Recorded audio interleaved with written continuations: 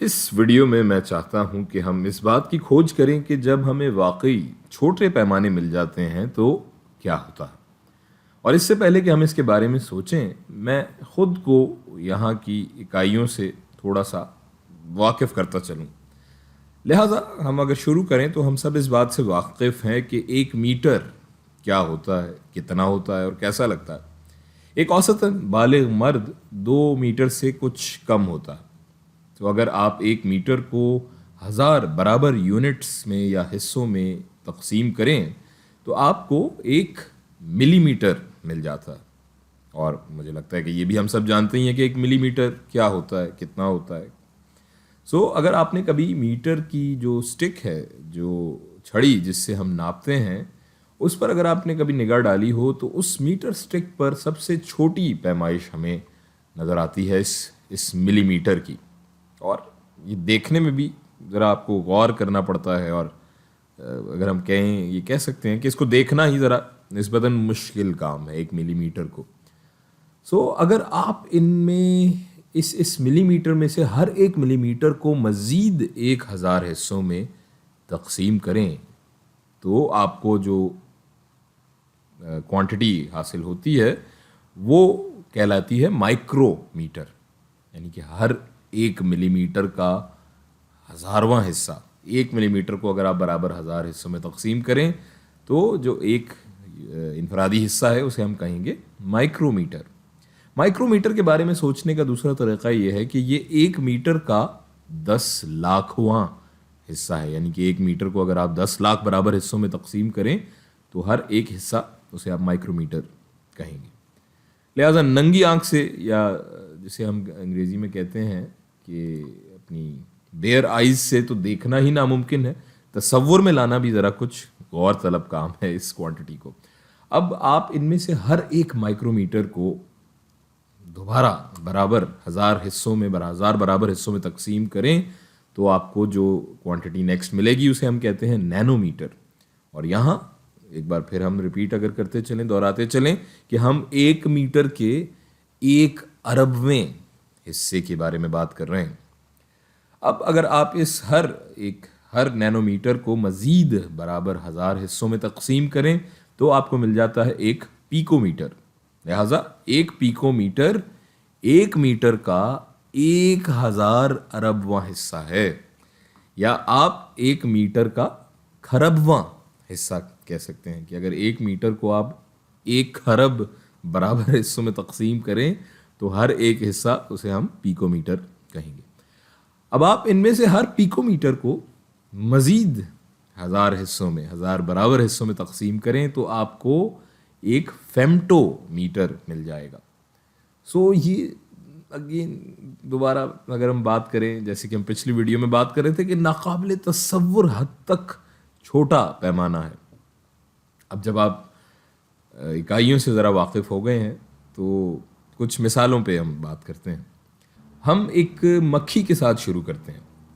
ایک اوسط مکھی تقریباً 2 سینٹی میٹر لمبی ہوتی ہے۔ اس مکھی کو اوسط بالغ انسان کی لمبائی کا ہم 100واں حصہ کہہ سکتے ہیں۔ ہم سب نے شہد کی مکھیاں اپنی آنکھوں سے تو دیکھ ہی رکھی ہیں۔ اب میں جو کرنا چاہ رہا ہوں وہ ہے زوم ان کرنا، یا کسی ایسی چیز کو دیکھنا ہے جو شہد کی مکھی سے 50 گنا چھوٹی ہے۔ یہ جو تصویر آپ دیکھ رہے ہیں یہ ایک ڈسٹ مائٹ، انگریزی میں جسے ہم کہتے ہیں ڈسٹ مائٹ، یا اردو میں جسے ہم کہہ سکتے ہیں دھول یا گرد کا ایک چھوٹا سا کیڑا ہے۔ اب دھول کے یہ کیڑے جو عجیب اور اجنبی خلائی مخلوق یا بلاؤں کی طرح آپ کو یہاں اس تصویر میں نظر آ رہے ہیں، یہ ننھے کیڑے ہمارے آس پاس ہر جگہ موجود ہوتے ہیں، ہر وقت موجود ہوتے ہیں، لیکن ہم یہاں پیمانے اور اوسط دھول کے کیڑوں کے بارے میں بات کر رہے ہیں۔ لہٰذا ہم پہلے سینٹی میٹر کے بارے میں بات کر رہے تھے، اب ہم ملی میٹر کے بارے میں بات کریں گے۔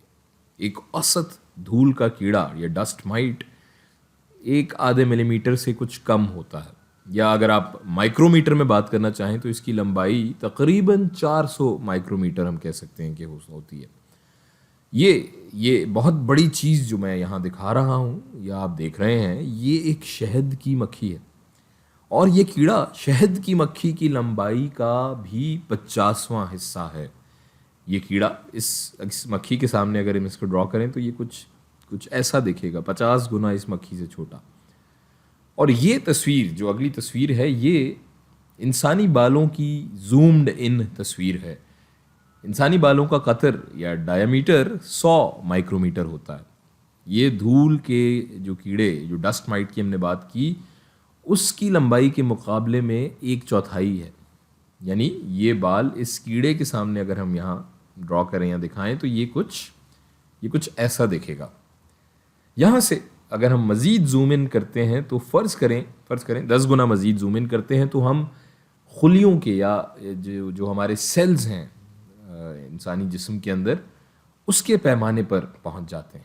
یہ تصویر جو آپ دیکھ رہے ہیں یہ ایک ریڈ بلڈ سیل یا سرخ خون کا خلیہ ہے.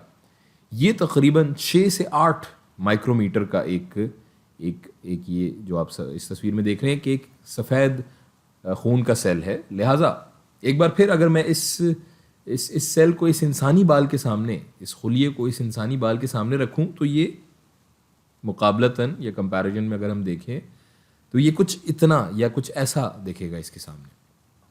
اور یہ اگلی تصویر یہ مکڑی کے جالے کا ریشم ہے جو کہ تقریباً 3 سے 8 مائکرومیٹر ہم کہہ سکتے ہیں کہ اس کا قطر یا ڈائیمیٹر ہوتا ہے. یہ مکڑی کے ریشم کے جو مکڑی کے جالے کا جو ریشم ہوتا ہے یہ اس کی اصل تصویر ہے. اور یہ سب سے پتلی چیز ہے ہم کہہ سکتے ہیں ہے جسے انسان اپنی ننگی آنکھ سے دیکھ سکتا ہے، اور یہ مائکرومیٹر کی حد میں ہے.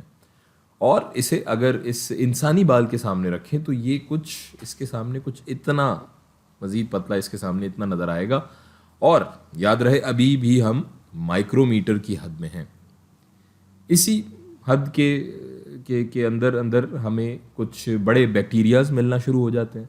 بیکٹیریا 1 سے 10 مائکرومیٹر تک ہوتے ہیں عام طور پر، اور عام طور پر یہ خلیوں سے جو ہمارے جو سیلز کی ہم بات کر رہے تھے، red and white cells, blood cells, خون کے جو خلیے، یہ اس سے چھوٹے ہوتے ہیں.